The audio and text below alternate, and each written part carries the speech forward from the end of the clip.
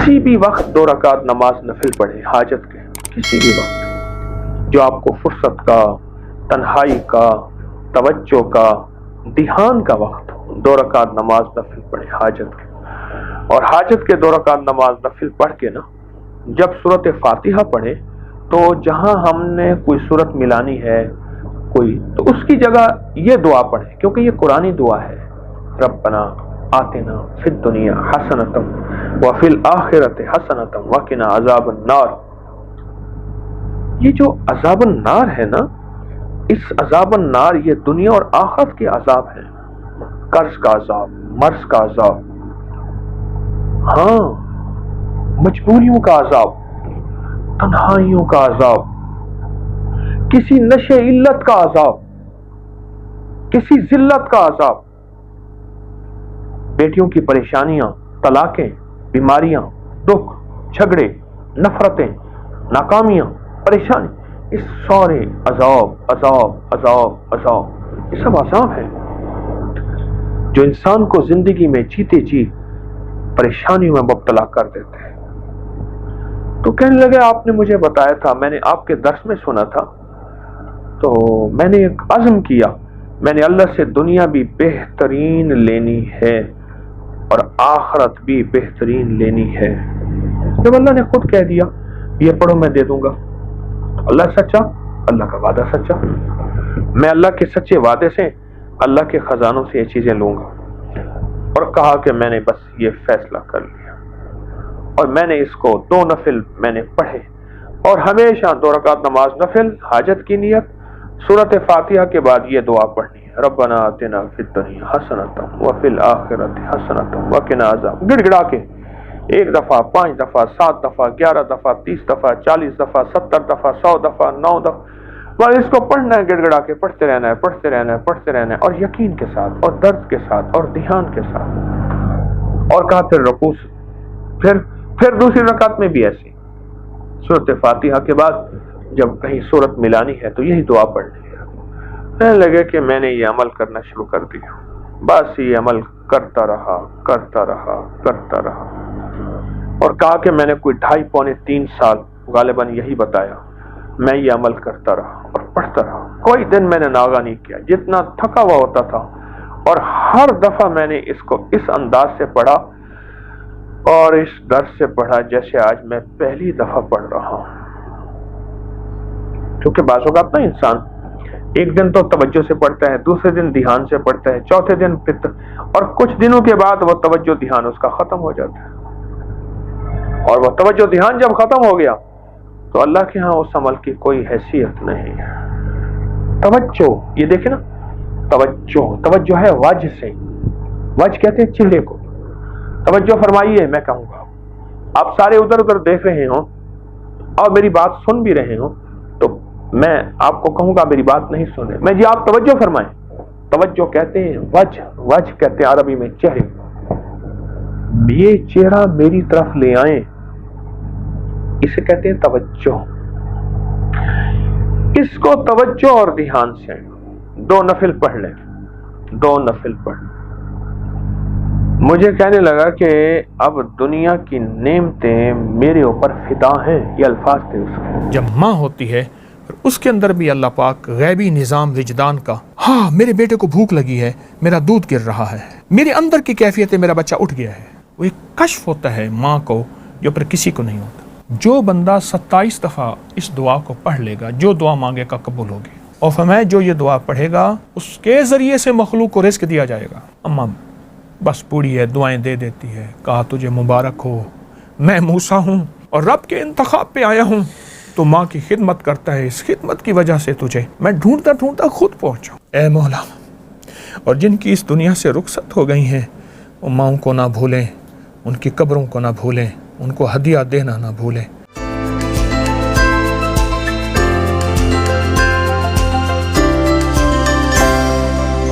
صاحب یہ جو میری جو اگر یادداشت میں ہے تو وہ پھر میں نے امی کے جو یعنی پوتے اور نواسے ان کو بھی اسی ترتیب میں وہ دیکھا کہ اللہ والی کر خوشحالی تو یوں ہی دیتا ہے تو یوں ہی پالی، یہ جو تھپکی ہے جس کا بھی آپ نے بھی ذکر کیا، اب یہ ہاتھ تو وہ ہوتے، لیکن یہ تھپکی دینا جو ہے یہ کیا کر دیتی ہے تھپکی؟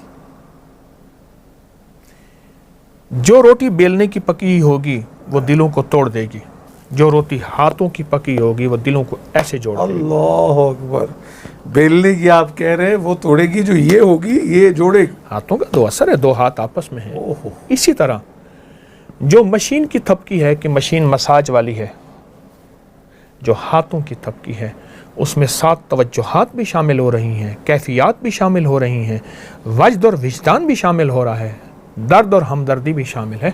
وہ توجہات، یہ دیکھیں آپ نیشنل جیوگرافی کو اٹھائیں، کونجے میرے ہاں حویلی میں ہیں، کونجے ٹھنڈی جگہ رہتی ہیں، ان کا مزاج ہے، لیکن گرم جگہ جا کے انڈے دے آتی ہیں، سائبیریا، وہ سارا ادھر آنا جو یہی جی، اچھا انڈے دے کے پھر واپس چلی جاتی ہیں، وہیں توجہات سے انڈوں کو سینچتی ہیں، اور جس انڈے سے توجہ ختم ہو جائے وہ خراب ہو جاتا ہے، جس انڈے پہ پوری توجہ رہے، ایک وقت سے مدت کے بعد بچہ نکلتا ہے اور اڑ کے پھر اماں کے پاس پہنچ جاتا ہے۔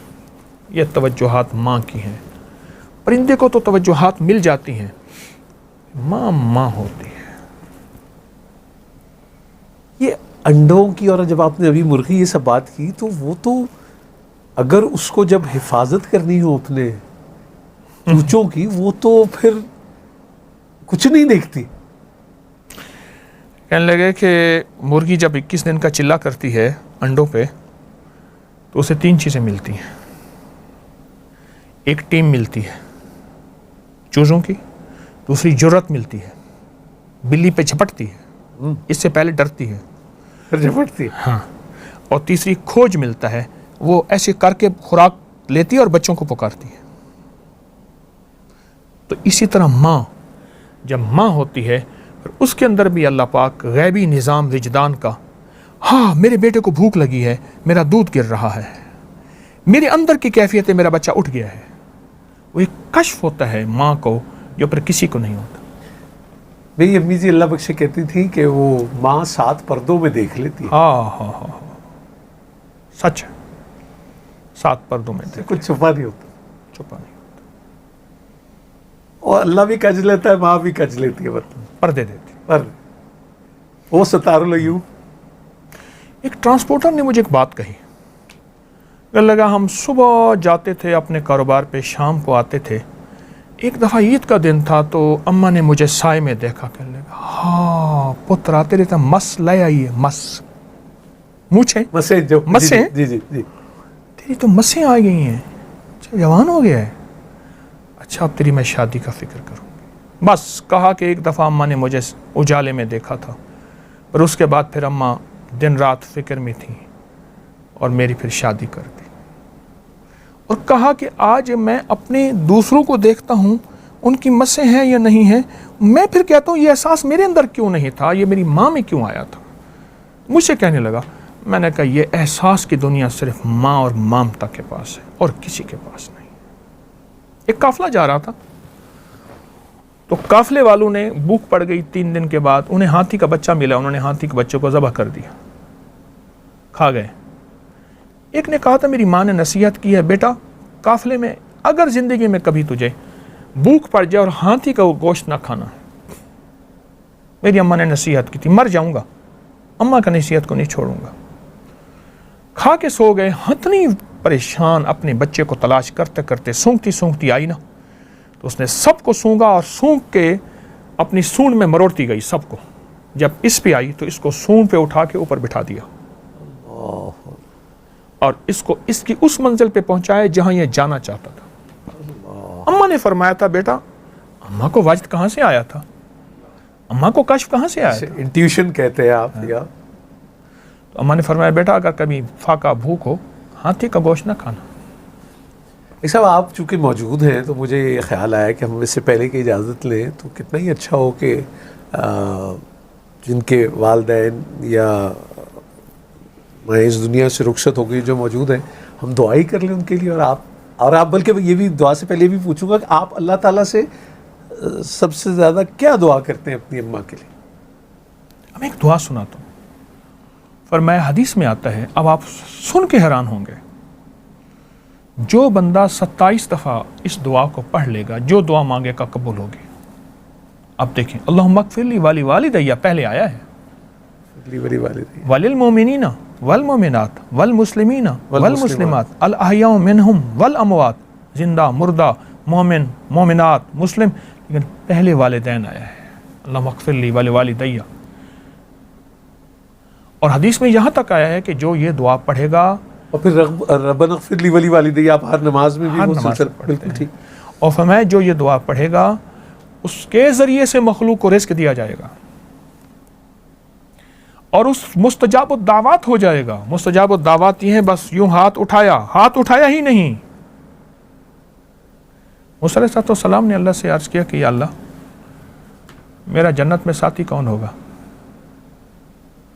اللہ پاک نے فرمایا بغداد کے فلاں محلے کی فلاں گلی کے فلاں گھر میں ایک کسائی ہے، وہ تیرا جنت میں ساتھی ہوگا. چل پڑے، سفر کرتے کرتے وہاں پہنچے تو کسائی کی دکان پہ پہنچے اور دکان کے بعد گھر پہنچ، اس کے ساتھ کہا میں تیرا مہمان ہونا چاہتا ہوں، پردیسی ہوں. گھر لے گیا تو اس نے گوشت رکھا، پکایا کیا. بوڑھی اماں تھی جو روئی کے گالی کی طرح تھی، اس کے منہ میں ڈالتا گیا.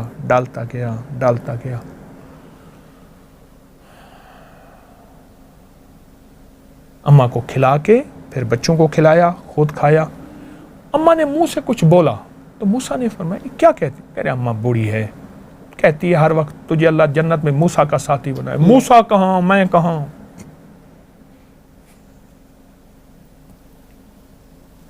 موسیٰ کہاں، میں کہاں؟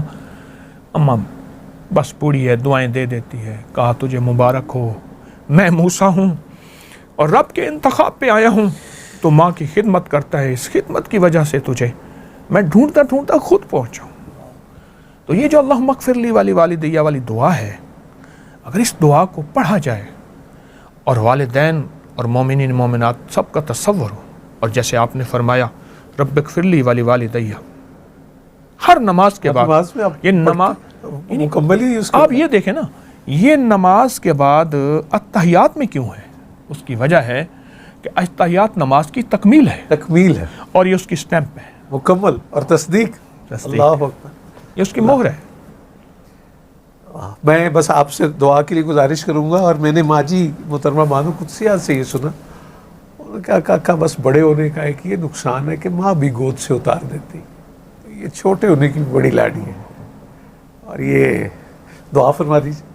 بسم اللہ. اللہم صلی علی محمد عبدک و رسولک وصلی علی المؤمنین والمؤمنات والمسلمین والمسلمات یا اول الاولین و یا آخر الآخرین یا ذی القوۃ المتین یا راحم المساکین یا ارحم الراحمین یا اکرم الاکرمین یا اجود الاجودین یا ذی الجلال والاکرام. اللہم اغفر لی وارحمنی وعافنی. اللہم اغفر لی ولی والدیہ وللمؤمنین والمؤمنات والمسلمین والمسلمات الاحیاء منہم والاموات انک مجیب الدعوات نستغفرک ونتوب الیک. پروردگار عالم، جس طرح ہم یہاں جمع ہیں ایسے جنت میں جمع کر دے، خاتمہ ایمان پہ کر دے. آمین. اور جن کی مائیں ہیں ان کی آنکھوں میں محبت دے دے، الفت دے دے، ان کے بولوں میں نرمی اے مولا. اور جن کی اس دنیا سے رخصت ہو گئی ہیں وہ ماؤں کو نہ بھولیں، ان کی قبروں کو نہ بھولیں، ان کو ہدیہ دینا نہ بھولیں. اللہ وہ گھڑی کیسی ہوگی جب موسیٰ علیہ السلام، جس کو قرآن میں موسیٰ فرمایا اور ان کا نام یو خابس، اے اللہ وہ اپنی ماں کو کیسے محبت دیتے ہوں گے. موسیٰ، یا اللہ ہمیں بھی ماؤں کو دعائیں عطا فرما اور دعاؤں سے دور نہ فرما، وفاؤں سے دور نہ فرما، کیفیات سے دور نہ فرما. میرے آقا حج پہ تشریف لا رہے تھے، اماں کا مزار آیا، اب ہمیں سارا لشکر وہیں رہ گیا اور میرے آقا کی 60 سال کے قریب عمر تھی. گھٹنوں میں سر دے کے جو روئے اماں کے مزار پر،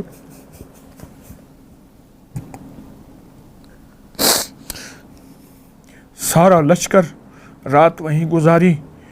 6-7 سال کے تھے. اماں کو آخری لمحات میں دیکھا، صرف ایک لونڈی ساتھ تھی. پھر وہ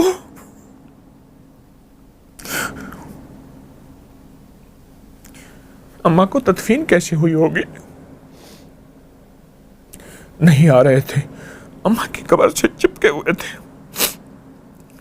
اس ماں کی محبت وہ لونڈی کیسے دے سکتی تھی؟ وہ خاتمہ کیسے دے سکتی تھی؟ پھر وہ زندگی کا واپس نظام لوٹا. آپ حج پہ تشریف لا رہے تھے اور سارا لشکر وہاں رکا اور اماں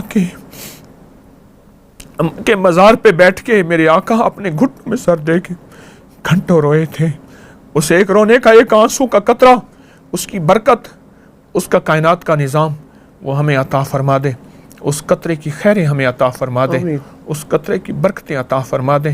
جو اماں کا درد، جو اماں کا غم میرے آقا کملی والے کے اندر تھا، اس کا ذرہ عطا فرما دے، اس کا ادب عطا فرما دے. تو شہنشاہ کریم ہے، گستاخوں میں ہمیں نام نہ لکھ، ادب والوں میں عطا فرما. قیامت کے دن ماں گریبان سے نہ پکڑے، بلکہ اگر ماں جنتی ہو تو سفارشی بن جائے. مولا تو حاجی کی سفارش، تو حافظ کی سفارش، تو زندگی میں ماں باپ کی سفارشیں بھی ہوں گی اور آپ کی سفارشیں بھی ہوں گی. ہمیں ماں باپ کی سفارشیں عطا فرما. ان کے وفاداروں میں، ان کے فرما برداروں میں اور ان کے دیدار کرنے والوں میں ہمارا شامل نام فرما.